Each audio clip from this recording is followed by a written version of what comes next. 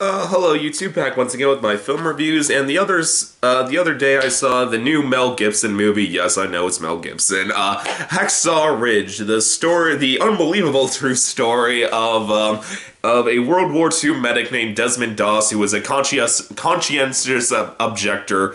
He never held a weapon. Who during the Battle of Okinawa, when America was trying to capture one of the key points on the island, Hacksaw Ridge. He even when his fellow men abandoned the battlefield to retreat, he stayed on the battlefield and ended up pulling 75 men from the fight. So they lived, basically saved 75 people's lives. So that's the plot of the movie. Let's kind of see the good and bad in this movie. Well, the good. Andrew Garfield as Desmond Doss. I love Andrew Garfield. I think he's a great actor. I've loved him ever since The Social Network, and I'm always excited to see him get some more work. And he was great in this. He was incredibly likable. Like, he was a very charming, likable guy from beginning to end, and he really sold you. Like, he just on even though he's really charming and upbeat during the first half of this movie before they head to war. During the second half of this movie, he really did sell the intensity and fear this guy must have been feeling for the fact he was all alone on the battlefield, trying to avoid the Japanese soldiers because he didn't have a weapon. So if they spotted him, he would die. He couldn't fight back in the slightest, and you really did feel the intensity and fear. He did sell how just intense and terrifying of a situation this must have been for him. But he also sold how happy he was every time he got to see saved another person's life, and it really is effective. And that I really liked how the fact they didn't just play it as he hated violence, he doesn't understand the point of it and he just thinks it's stupid. No, he understands the point of violence, he just doesn't partake in it because it's against his beliefs. But he understands. He's not ever looking at a soldier I can't believe you held a weapon. No, he fully acknowledges why that has to be done. He just says that's not something I'm gonna partake in, but I still want to help. And Andrew Garfield was great. Teresa Palmer as Dorothy Shudy, the woman who eventually became Desmond Doss's wife. She shared great chemistry with Andrew Garfield throughout this movie. It's incredibly corny, their romance, I'm not gonna lie. It's incredibly corny, but it wears its cheese proudly on its sleeves from beginning to end. And to be fair, this movie, you can tell it's meant to be, it's supposed to be corny. These are they're supposed to be corny romantics to a certain degree. Cause they both have the most bullshit shit-eating grins anytime they try to flirt with each other. There's even a line with Andrew Garfield says something so cringeworthy that Teresa Palmer's that is the single corniest thing I have ever heard a human being ever utter in their lives. That was really funny. So Teresa Palmer was really good. She was really good. She shared great chemistry with Andrew Garfield. Vince Vaughn and Sam Worthington as Andrew Garfield, Sergeant and Captain. They both honestly gave the best performances of their career, especially with Vince Vaughn. I was really nervous when I got that trailer and I saw Vince Vaughn's name dropped. I was really? Vince Vaughn trying to do drama again? Didn't he learn from Psycho? It doesn't work out. But, no, they're really good in this. Both of them, I really liked their characters. I really liked how, they took pity on Doss, how they, at first they were, annoyed and angry at him, but then they just took pity on him and just said, dude, there's no shame in just dropping out. We won't shame you for this. Just leave. You don't want to do this. And how and you're you're being terrorized because of the fact you won't hold the weapon. But even though Desmond Doss does hold on keeps his guns and refuses to pick up a weapon. And, and even when you get to the point when they're telling the other men in their unit they're just saying don't ever expect anything from Doss. He's a complete waste. He won't save you, even though he's gonna save their lives at the end. It works because you can believe this. You would believe a sergeant captain would say that a fellow soldier just said, I'm not carrying a gun to this battle.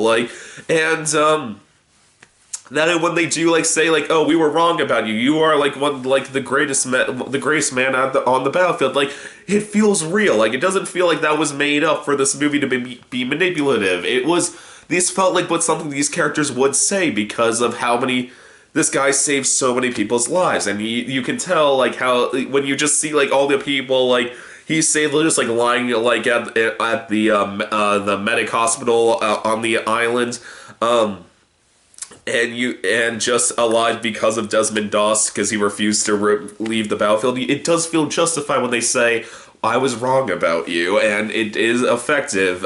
So yeah, that and the other actor I want to give credit to is Hugo Weaving as Desmond Doss's dad. Now, I know we all like Hugo Weaving in his more goofy roles, like Agent Smith in The Matrix, and I forget what was he, like the King of the Elves, and the Lord of the Rings trilogy was that his character.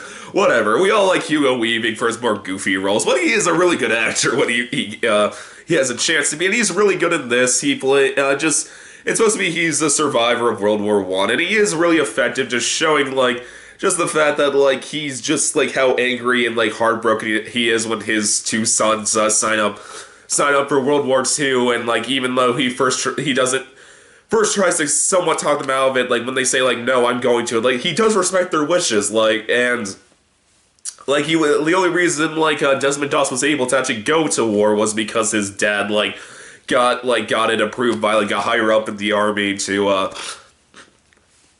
that it's legal for him not to carry a weapon.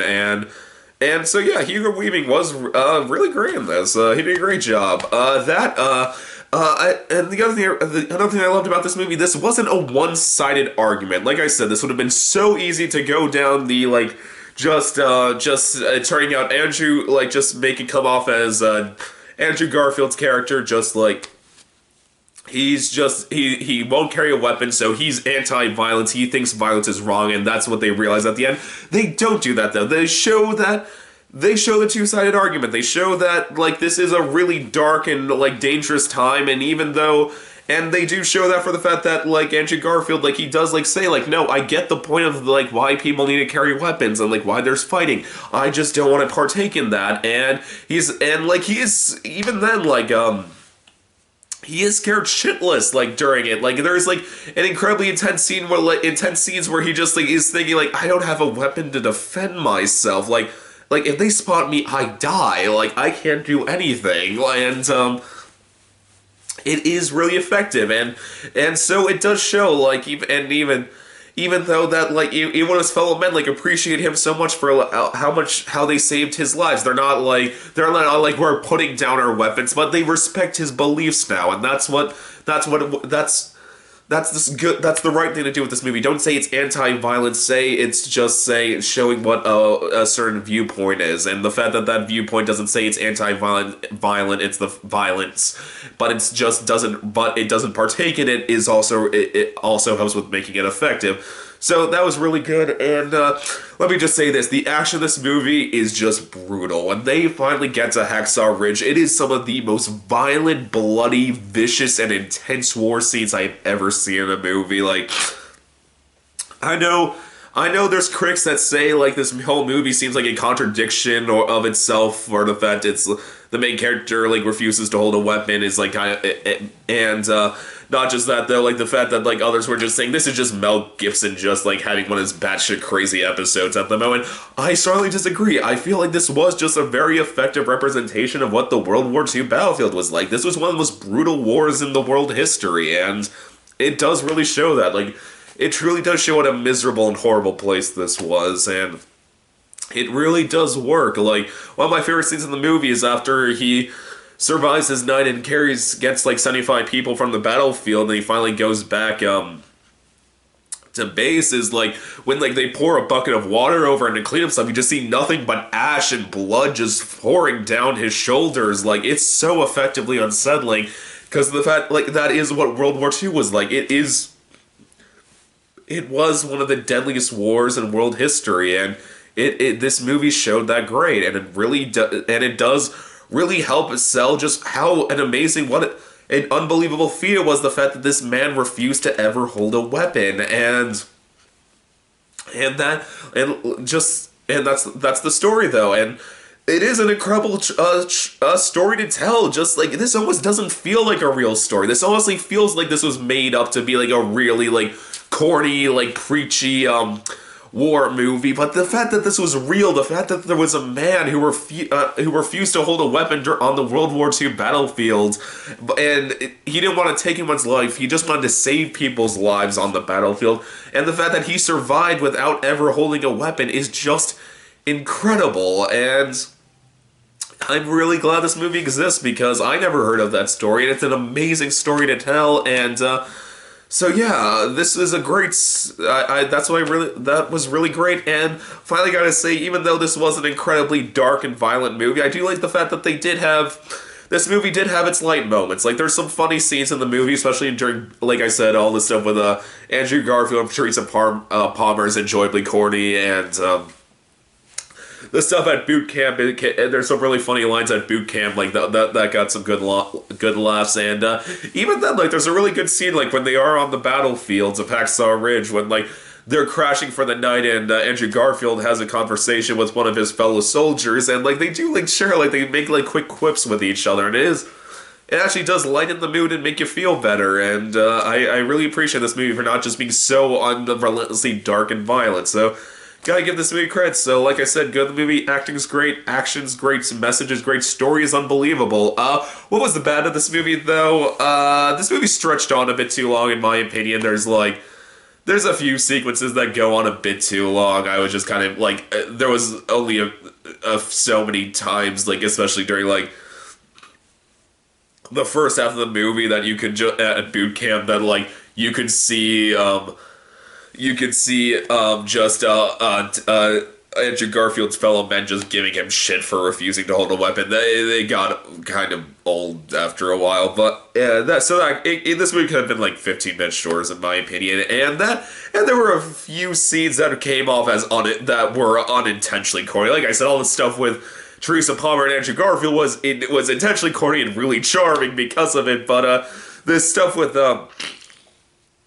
there was some scenes that were clearly not meant to be corny that were really corny. Like, probably, like, the biggest one is, like, the opening scene with, like, Andrew Garfield and his brother as little kids, and it's just, like, it almost, like, felt like that scene from, like, the opening of, like, what was the movie called? Like, a Dewey Cox, like, the spoof of Walk the Line, when, like, just, like, him and his brother just, like, what are you gonna be when you grow up? But just, like, oh, I think to be a fireman or an astronaut. I mean, life is so long, and there's so much to see before you die.